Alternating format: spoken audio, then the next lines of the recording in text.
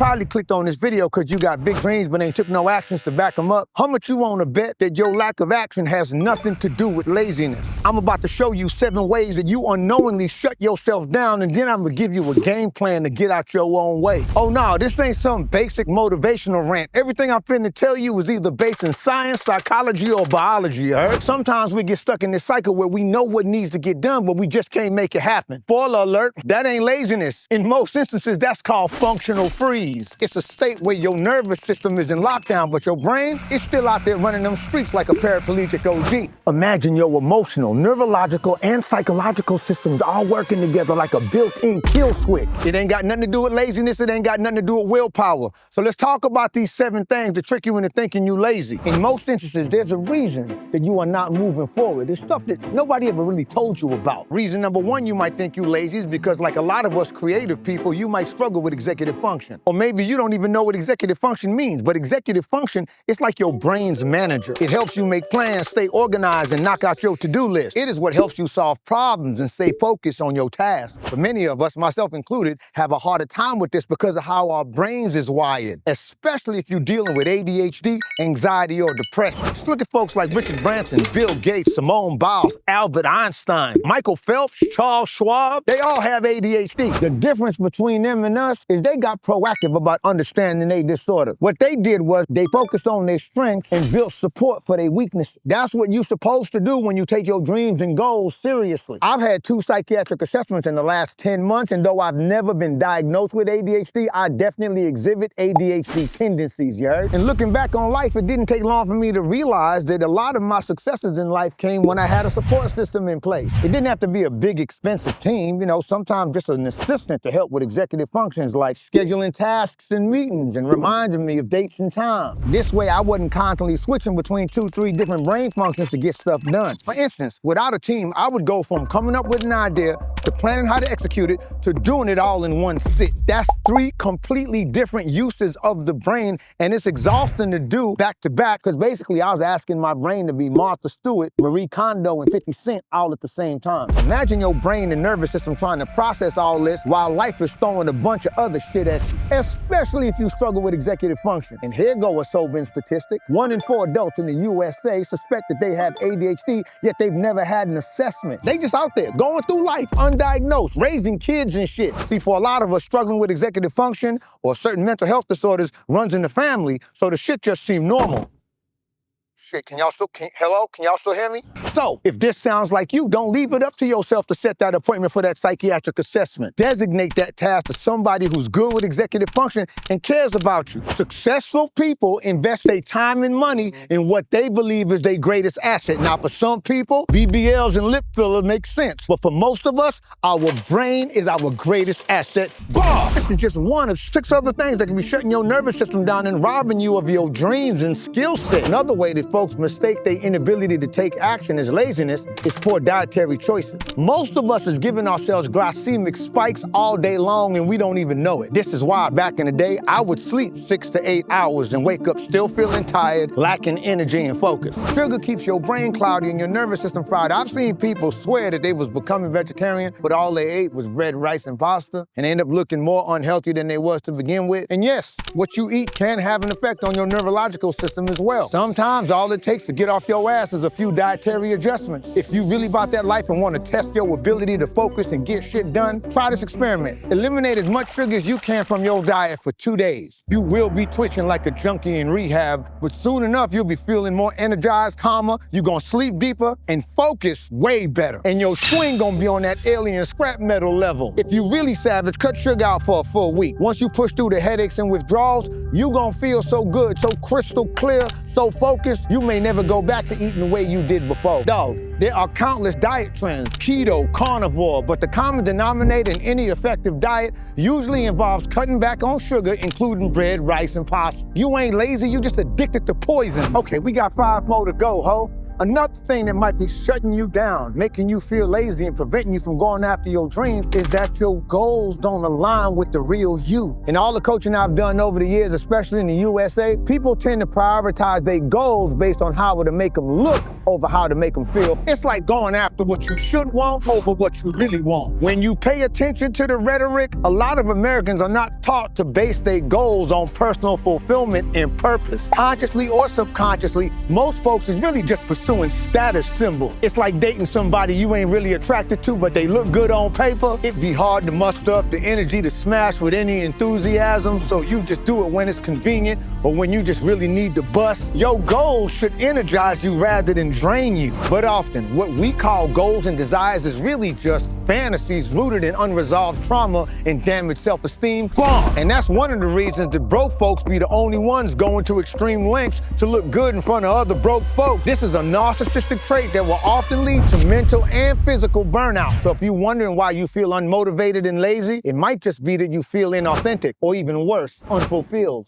Pause. By the way, hit that like button if you like something, and if you're motivated as hell, hit that notification bell. Okay, 4 more to go, and this is a perfect segue into the 4th reason that you might be feeling lazy or lacking motivation: childhood trauma, emotional neglect, or being raised by people who made you feel as though you didn't deserve more. That stuff don't just go away. It don't just vanish. It sticks around, whispering in your ear, telling you shit like you are unworthy of your dream. But here goes some fascinating shit though. Most of the people I coach are either millennials or Gen Xers. 90% of them ain't even aware where their self-limiting beliefs come from. My father used to cheat on my mama a lot, and when she finally caught on, she decided that she was gonna do the same. And when my daddy got wind of the fact that he was being cheated on, he blamed me for not telling him. I was like, but you told me not to tell mom when you did it. Mind you, when was like 11 years old at the time. Even worse, my moms and pops finally separated and divorced, and my mom took off. I didn't even realize this shit was considered trauma until I was 29, 30 years old, which explains a lot of what I was experiencing in my adult life. I was out there trying to do right by and prove I was the most integral man to people who didn't even deserve it. I tell y'all what, sitting on this bench a hell of a lot easier than sitting up in that fucking tree. So is being blamed considered trauma? No. But not having a voice of wisdom there to coach me through what I was feeling with my 11-year-old mind made the experience traumatic. And guess what I ended up doing? For decades, I ended up also blaming myself for what had occurred between my mama and my daddy. Why don't you stop shaking your ass out in these streets and go find your kids, man? I saw them walking around here somewhere trying to look for you. Can you shut? That whole experience shifted my beliefs about myself and about the world that we live in. According to the Asian study, childhood trauma messes with your self-image on a very deep level. When trauma hits during childhood, it plants seeds of low self-worth and self-doubt that blossom over time. You will start to believe that you ain't good enough, that you don't deserve better. And those beliefs will influence your decisions, your work ethic, and your relationships. Again, without healing that, you will continue to convince yourself that you are unworthy of your dreams and continue to convince yourself that you are lazy. Therapy, self-reflection, journaling, whatever it takes, man, start peeling back them layers. Evaluate your past, your present, and your future. And if you want to turn your rough upbringing into your unfair advantage, check out my free coaching, link in the description. Okay, we got 3 more to go. Now, the 5th reason that you might come off as lazy or lacking motivation is because of lack of clarity, lack of direction, or uncertainty about what steps to take next. I call this creating in the bubble. I mean, if you can't take one confident step forward, it's almost impossible to feel motivated. And this is why I say you must seek out mentors. Finding a mentor is one of the smartest moves you can make to put yourself into action. Mentors help to relieve you of the anxiety and that sense of overwhelm from not knowing. A mentor gives you clear, actionable steps, holds you accountable, and gives you access to a community that you can lean on. Take it from the social loner himself, you cannot grow in isolation when you have huge endeavors. Some of us need feedback, collaborations, and fresh perspectives. Stop dreaming in a bubble and seek out people who are where you want to be. It makes life so much easier. It takes so much of the stress off your shoulders, and it helps you gain clarity in what you're supposed to be doing, which makes it easier on your overall brain and neurological neurological system. There's this really interesting study that was done at the University of Illinois, and it confirmed that cooperative groups outperform the most talented individual. That's the benefit of finding the right people to guide you and grow with. Like I said, dog, you ain't lazy, you lost. Okay, we got 2 more to go, and this shit about to get deep like catfish pussy. The 6th way I've seen clients strip themselves of motivation and end up looking lazy is by announcing a goal. And I got multiple takes on this one. Why? Because telling others about your intentions creates this premature sense of accomplishment. You feel proud about announcing your goals, but the pride doesn't drive you forward. It actually holds you back. When you keep your goals to yourself, your brain interprets it as there's a gap between where you are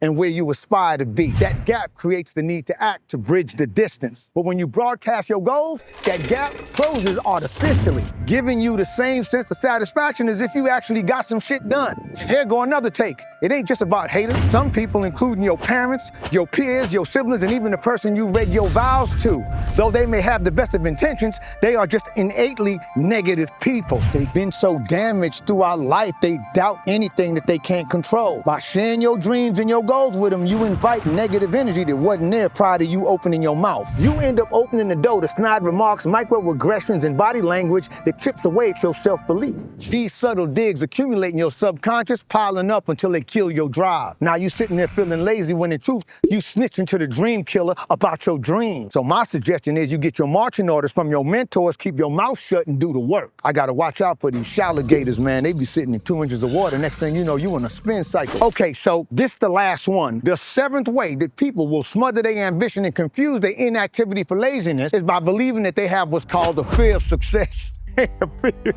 Man, don't nobody fear success. Ain't nobody afraid of fine dining, preferred treatment in first class, and lap dances on a yacht. Let's just call it what it really is. It's the fear of the unknown. Some of you as control freaks, just like the people I told you not to share your dreams with. You've been through so much shit, been invalidated so often that you do everything in your power to avoid vulnerability, to avoid uncertainty, or relinquish control. So you surround yourself with people you can control, date people you can control, and prioritize familiarity over all else. But why? Because you're still in survival mode, convinced that if you cannot control the environment, it will eventually hurt you. But here go the weird part. You end up resenting the same people you surround yourself with for being dependent, for being spineless and easy to control. Am I lying about that resentment though? Basically, you letting your fear of rejection keep you in the nosebleed section. Bah!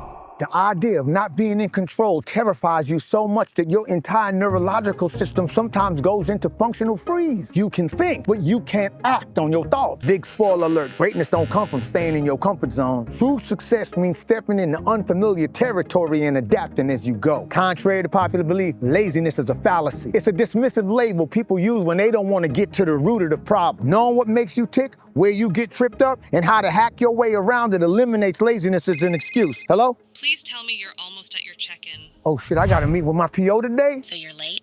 Damn, I gotta run, but if my video gave you any hope, y'all need to watch this next video, 25 life tips I wish I knew in my 30s and 40s. It'll set you straight. Sorry.